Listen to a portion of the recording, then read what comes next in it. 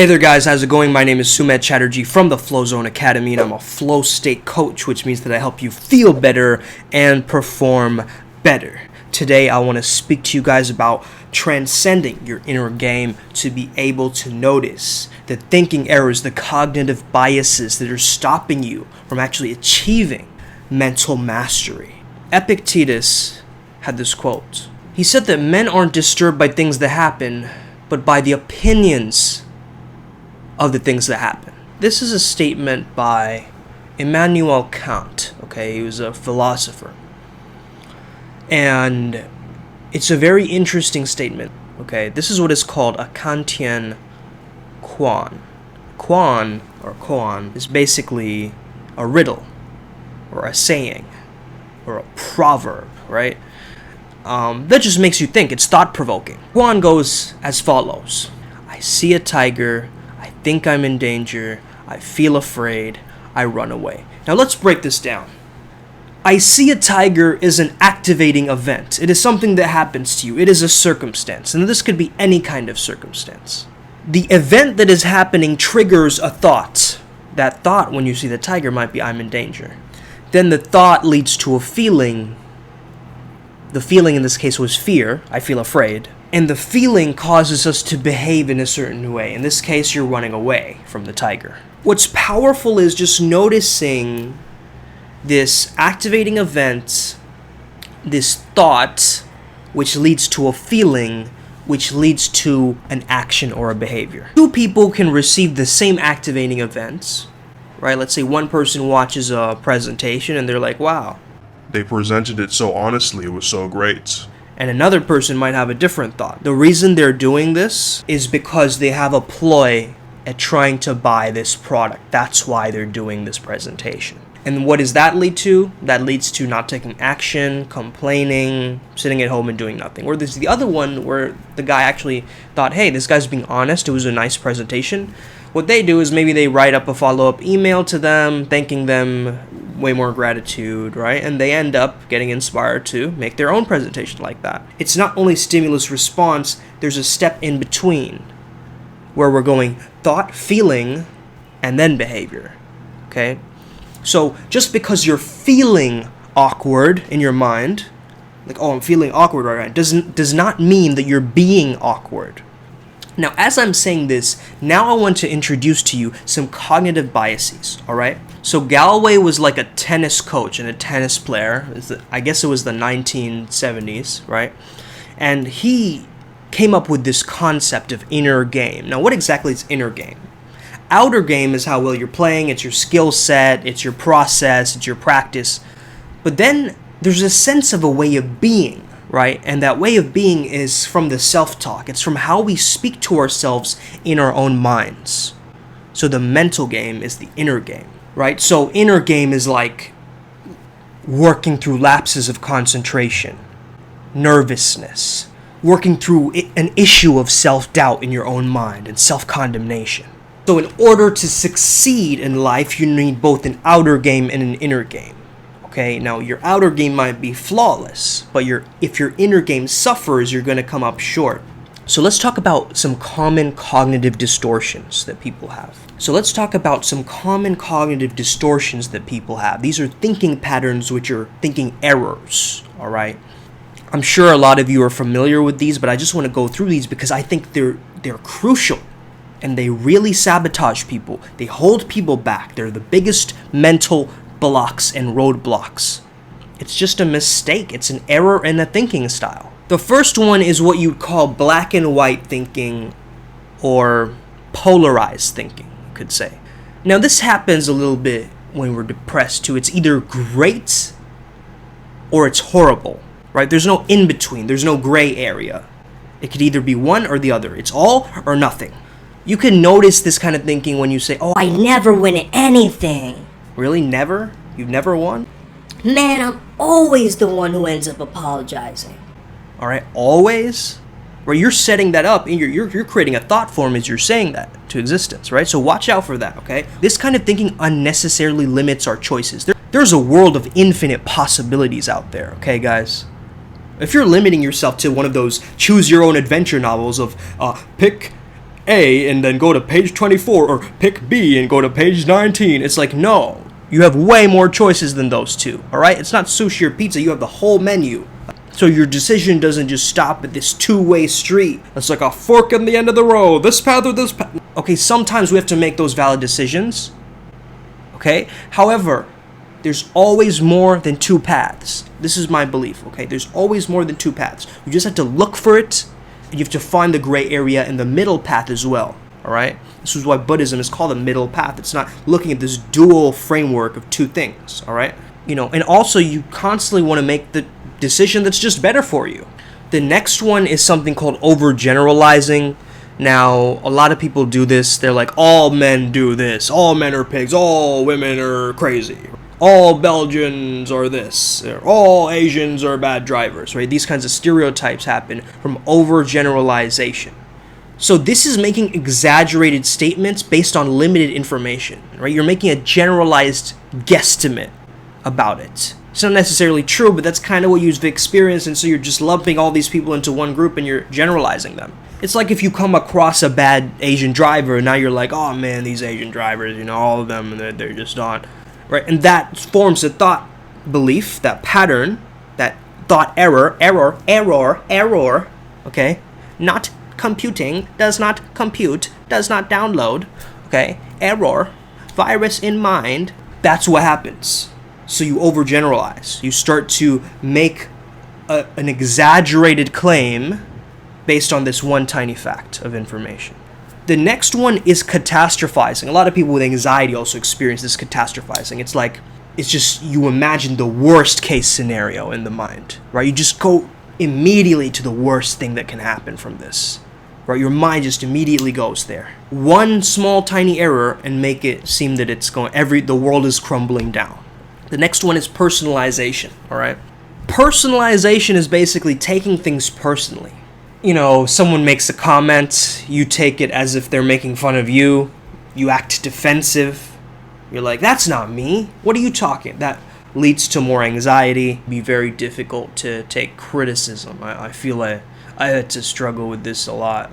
Struggling to take any negative feedback has been quite difficult in a way where I think that they're out to get me or something, but it's not necessarily the truth at all. It's just watch out for this thinking pattern, alright, of personalization, because it can catch you at surprises, at weird moments, alright? So the next one is blaming, kind of self-explanatory.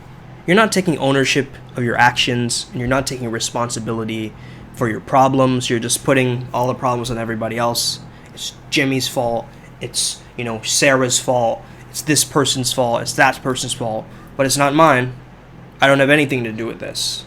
Alright? It's everybody else. It's the government. It's the schooling system. It's society. It's not me. Alright? We know people like this. Let's be honest. Alright? Blame game. Very common. Mind reading. Alright? We're not all psychics. Alright? Not all of us are born with intuitive powers. Okay? I'd like to believe so, but that's not the case. I believe that intuition is a skill set which you can learn as well.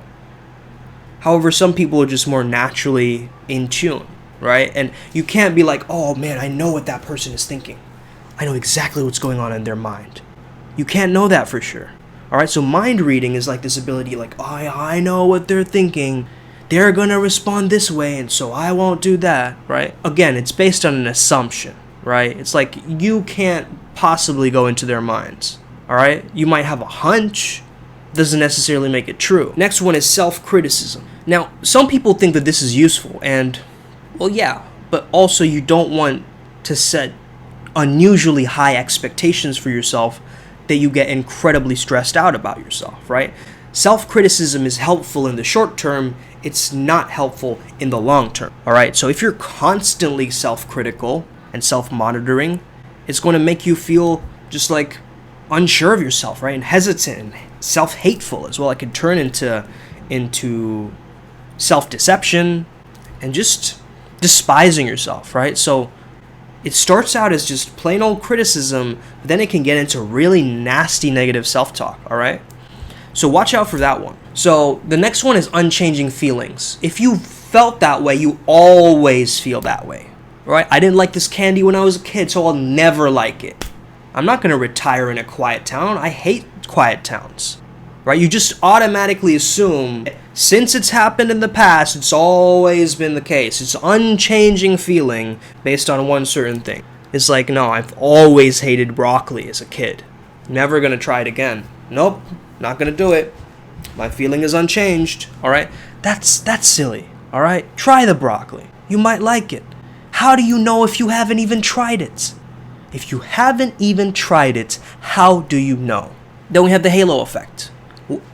You see someone doing something positive, you think, oh, this is just generally a good person, right? Everything about them is great. We do this with celebrities. Oh, just because they're good looking, they're probably also, good at this, good at that, good at this, good at that. No. Hallelujah. Right. We're taking a halo, right, for an angel, and we're putting it on their heads, right? But it's a cheap, Walmart halo, knockoff version that we're putting on their heads. Okay, don't put someone on a pedestal, okay? That's just silly. Don't put someone on a pedestal. You're human, they're human. Next one is minimizing. You see these people, they can't even receive compliments. They're like, oh, that was nothing, man. Yeah, I won the competition, but I didn't really do much. Why can't you just say thank you? Why can't you just feel that pat on the back and celebrate for a second? Don't minimize your victories. You're like, oh, thank you. I'm not going to show any ego, no praise, no pride. Nope, thank you. Man, enjoy that. Life is about enjoying, all right? You don't need to go and flex on all your haters with your new Rolex watch, but at least give yourself something. Give yourself a reward or something. Jeez Louise. I see these people out here, they can't even receive a compliment. I say, oh man, hey, nice shoes. Yeah, there's nothing. It's just a cheap discount pair of shoes. Okay, Mr. Self-Deprecation. I like the pair. I was giving you a genuine compliment, and now you're like, oh yeah, it's nothing, man. It's not even. Then why are you wearing good-for-nothing shoes? If you don't like them, why are you wearing them? Okay, these are thinking styles that can be very, very illogical. So the self-serving bias is you attribute positive factors to your own internal behavior, but negative events as external factors. So for instance, you'd be like, we could have scored more points, but the rain, the rain messed it up for me. And then when you win, you'd be like, man, it was all me, it was my skill set. If the team lost, you would be like, oh man, it was snowing or something. But if the team won, you'd be like, yup, this is my team, we got it. Behavioral cues. It's because of my behavior that the team won or whatever. Then we have assumed similarity. So not everybody thinks like you, all right? Maybe you haven't realized that, but not everybody thinks like you.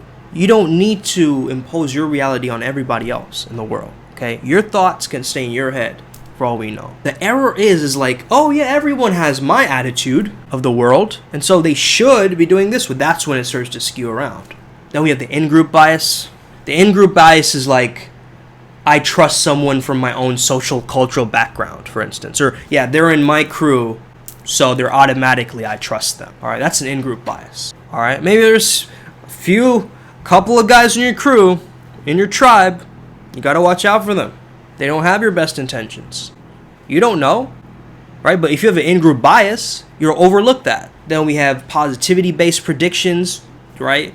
Things are always going to be great. Over-optimistic guy, right? Repeating the same behavior and getting different results. This one is Jeremy, clean your room, right? And then he doesn't do it. And then the nagging gets worse. I thought I told you to clean your room. It's the nagging the first time didn't work. Why do you think it's going to work if you nag even more? What kind of logic is this, right? Einstein said it himself, right? Repeating the same thing, expecting different results is insanity. And so many parents do this with their kids. I don't get it. All right, try a different strategy. Go with a different approach. Then we have dwelling on the negative, right? Oh, I got an F in this test.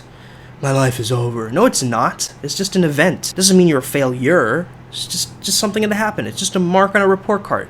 Brush yourself off and work hard for the next one. Emotional reasoning is where we feel our feelings become facts.